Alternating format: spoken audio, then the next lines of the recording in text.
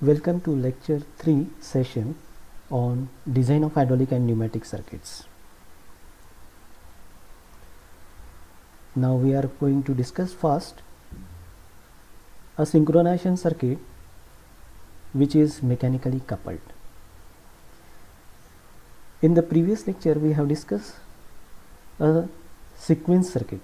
Sequence means the operation has to be performed one after another, whereas in synchronization the operation is to be performed simultaneously. That is, the cylinders, if there are two cylinders, then two cylinders must be moving with same speed. So this is the meaning of synchronization. And there are two methods, one is mechanical method and second is flow dividing. So first of all we are going to discuss here the first method, that is mechanical coupling synchronization circuit. The question which may be asked in the university examinations are like this: how is the motion synchronization circuit done with mechanical coupling and flow dividing? So this was asked in winter 2017. And again the circuit is very simple. This consists of tank, hydraulic oil, suction strainer, pump coupled to motor, check valve, pressure relief valve, direction control valve. So here I have selected 4x3 direction control valve, solenoid operated, and two cylinders. These cylinders are connected to A port in this way. So A port is connected to this, whereas B port is connected. So these two are B ports, and this is the B port which is connected to direction control valve. Now how it works, that we are going to discuss. Here when the pump is started, then the oil is sucked inside the pump, where the pressure of the hydraulic oil is increased. The pressurized flow is then directed toward the check valve. This is a pressure relief valve and it is going to operate only when the system pressure exceeds, otherwise it is not going to operate. And thus the fluid enters into the A port. So when it comes at this point, it is equally divided into two parts. It is moving toward the bottom end of the cylinder, and thus the piston is moving in the upward direction with the same speed, because the same flow is going to supply to both the cylinder. Whereas the oil which is tapped in the other portion of the cylinder is connected to a reservoir via direction control valve. And in this way, since these pistons are coupled mechanically, both the piston speeds are same. And this way synchronization circuit using mechanical coupling can be obtained. Now here we are going to discuss another circuitry, that is synchronization circuit using flow dividing. This consists of, again the purpose of the synchronization circuit is same, that is we are going to obtain the speed of both the pistons as same. Now how it is achieved, that we are going to discuss. So it consists of tank, hydraulic oil, suction strainer, pump, motor, check valve, pressure relief valve, direction control valve. So up to this both the circuits are same. There is only the additional parameters. Here I have introduced two check valves and two flow control valves. Then these are these two cylinders. Now when the fluid enters into this check valve, it enters into the direction control valve, and when it comes at this point, obviously it is equally divided into two parts, and with the help of flow control valve we can control the speed of both the cylinder as same. Obviously the fluid again comes at this position, but it will not flow from this end, that is it is not going to move from right to left, but it is having free flow from left to right. So obviously this flow is not going to move in this direction. Obviously this is going to flow from flow control valve only, and since it is going to flow from the flow control valve, hence we can restrict the speed according to our requirement, and this way the synchronization speed of two different cylinders can be obtained. Next hydraulic circuit that we are going to discuss is hydraulic circuit using unloading valve. Now here we will see what exactly the function of unloading valve is. This is a pressure relief valve, whereas this is unloading valve. The construction as well as the symbol of pressure relief valve as well as unloading valve is same. Both are having same function, same working construction and same symbol, but depending upon the use they are referred in these different terms like unloading valve, counterbalance valve, sequence valve, etc. Let us have the discussion on what various components of the unloading valve, that is hydraulic circuit using unloading valve, is, and how this unloading valve works. It consists of tank, this is hydraulic oil, suction strainer. There are two pumps. One is high pressure low flow pump, second pump is low pressure high flow pump. Then this is a check valve, this is pressure relief valve, this is direction control valve. So here I have selected 4x3 direction control valve, solenoid operated, in which all positions are closed in the neutral position. Then this is actuator. Now here we are going to divide the position into three parts. So this is position 1, position 2 and this is position 3. From position number 1 to 2 there is a low force, whereas from position 2 to 3 there is a high force. Now when the system is started, obviously these pumps are connected with the motor. So because of the space constraint I have not drawn here the motors. So when the pumps are started, then the oil is sucked in and the flow is started from both the pumps. So this is the pressure relief, this is the check valve, these are referred as the check valve, and this is the pressure relief valve. The pressurized fluid is then enter into the direction control valve and then it enters into the actuator in the rear end of the cylinder, and thus the piston moves in the forward direction. So initially the flow is high because two pumps are operating and hence the speed is high, but when the force requirement is high from position number 2 to 3, obviously the pressure in the system increases, and since the pressure is increased, these valves get blocked and the flow from the low pressure pump is diverted towards the unloading valve, which actuate at the pressure, at certain pressure, and obviously all the fluid returns to tank, whereas only a pump which is a high pressure pump is going to supply the fluid, and this way from position number 2 to 3 there is a requirement of high pressure, and this can be achieved by this high pressure low flow pump.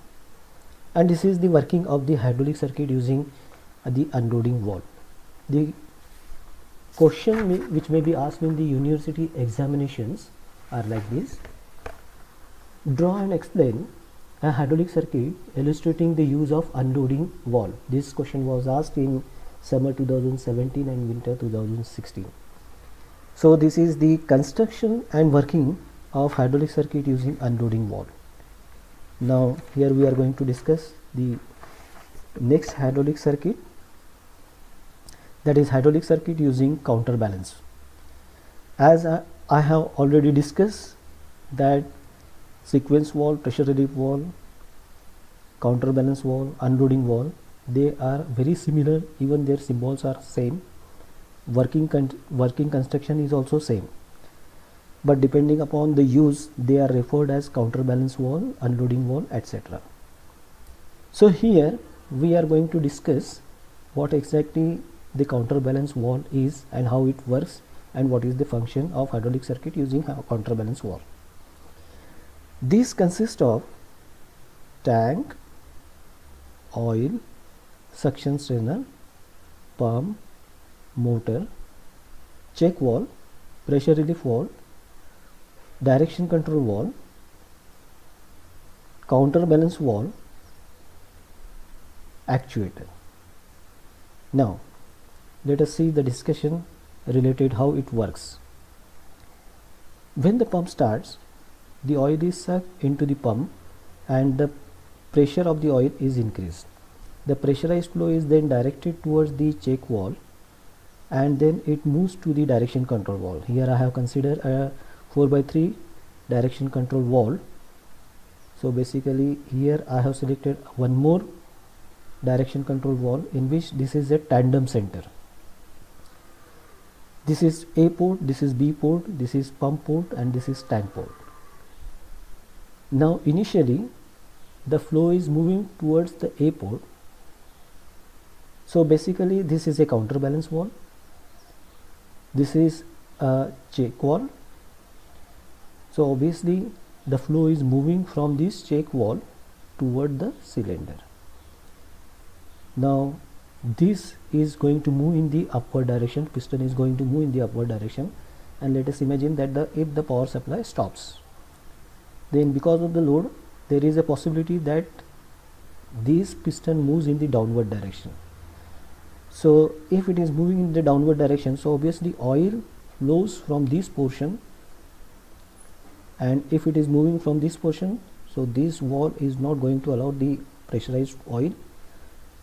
Similarly, the flow is going to flow only from this counterbalance valve, and since the pressure setting is so high that it is not going to operate, and thus the oil get blocks, and in this way the counterbalance valve works.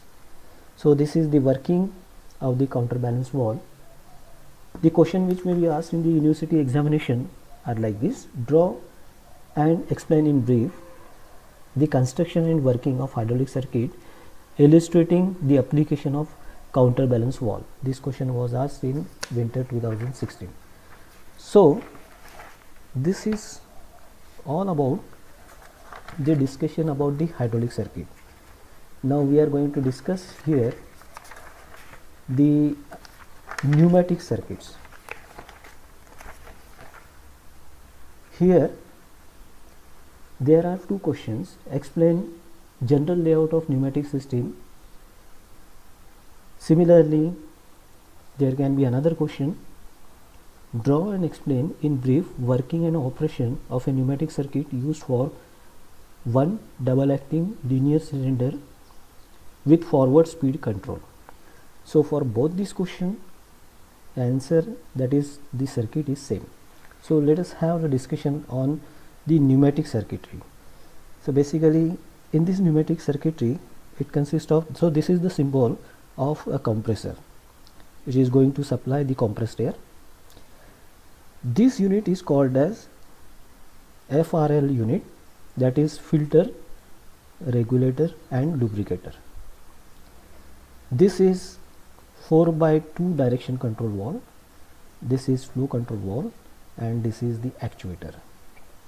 Now how it works? So this is the general layout of a pneumatic system, as well as this pneumatic circuit is also used for speed control during forward stroke. Now how it works, that we will see. When the compressed air enters into the FRL unit, let us consider that the compressor is providing 10 bar pressure, and if the regulator is set at a value of 8 bar, then initially the air is filtered here, in which whatever the dust and dirt particles are there present in the compressed air, that is removed initially.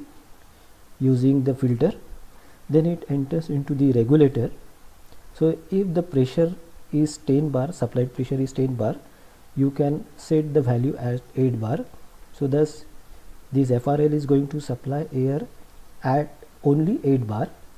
Then this is lubricator. Lubricator means it is whenever the compressed air is passing through this lubricator, it conveys along with it some few drops of oil in order to lubricate the system, that is the direction control valve, flow control valve and the actuator.